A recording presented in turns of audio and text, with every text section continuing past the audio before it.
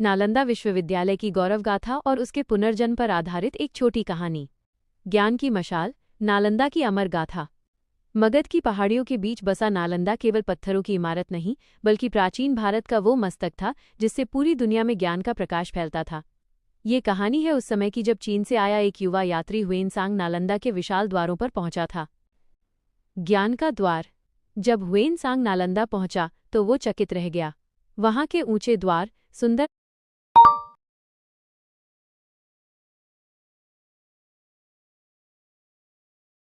तालाब और शांत बगीचे किसी स्वर्ग से कम नहीं थे।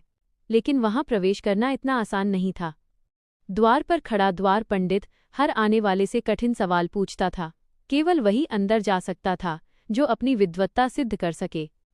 हुएनसांग ने अपनी मेधा से सबको प्रभावित किया और उसे विश्वविद्यालय में स्थान मिला। उसने देखा कि वहां 10,000 से अधिक छात्र पढ़ते थे।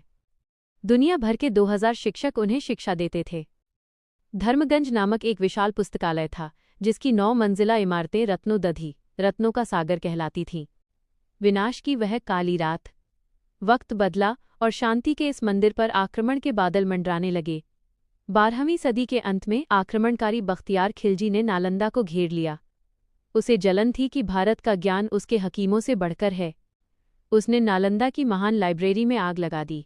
कहा जाता है कि वहां इतनी पुस्तकें थीं कि लाइब्रेरी 3 महीनों तक जलती रही।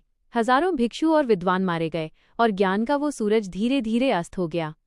सदियों तक नालंदा मलबे के नीचे दबा रहा, जैसे कोई सोया हुआ सपना। पुनर्जन्म, राख से उदय। समय का पहिया घूमा। 21वीं सदी में भारत ने तय किया कि वह अपनी इस विरासत को फिर से जीवित करेगा। 2014 में नालंदा विश्वविद्यालय की नींव दोबारा रखी गई। आज राजगीर की वादियों में आधुनिक नालंदा फिर से खड़ा है। वहां फिर से दुनिया भर के छात्र आ रहे हैं। ये इस बात का प्रतीक है कि किताबें जलाई जा सकती हैं, लेकिन ज्ञान को कभी खत्म नहीं किया जा सकता।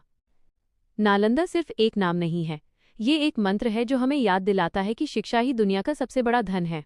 क्या आप नालंदा विश्वविद्यालय के इतिहास या उसके पुस्तकालय के बारे में कुछ और विस्तार से जानना चाहेंगे?